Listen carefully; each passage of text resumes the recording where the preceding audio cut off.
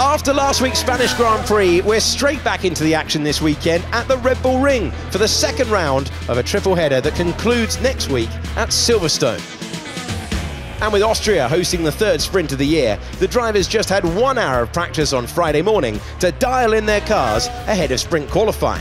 Max Verstappen holds the record for the most Grand Prix wins at this racetrack, but the championship leader looked to be in trouble midway through the session when his car ground to a halt on the start-finish straight, bringing out the red flags. Now I have engine fault. Stand by.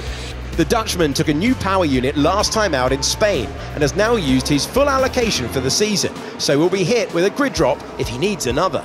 But after being wheeled back into the garage, he was back out on track within minutes and will be hoping it was simply a glitch, rather than a terminal problem that could cost him grid slots later on this weekend.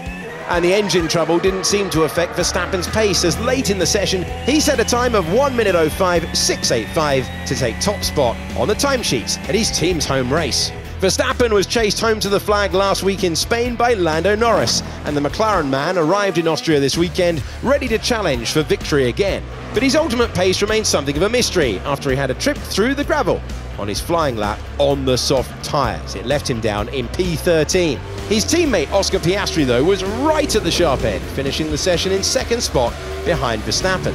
In a bid to curb the problems we've seen at this circuit of the drivers incurring track limits penalties, with 12 handed out after last year's Grand Prix, the organisers have added gravel strips at turn 9 and 10 to stop the drivers running wide. And it seemed to work, with the stewards much less busy handing out warnings than they were this time last year.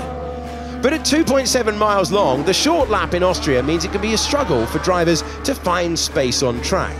Lewis Hamilton almost made contact with Lance Stroll in the opening few minutes, while his Mercedes teammate George Russell was held up by Zhou Guanyu late on, and Yuki Tsunoda had a close shave with Alex Albon.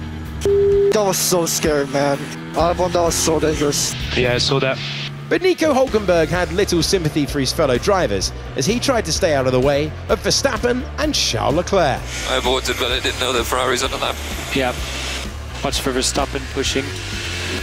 All these crybabies here with the traffic.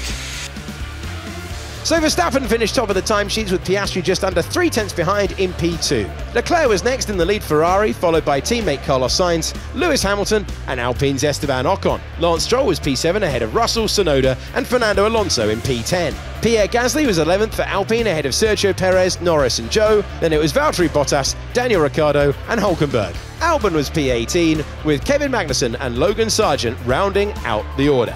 Next up, sprint qualifying.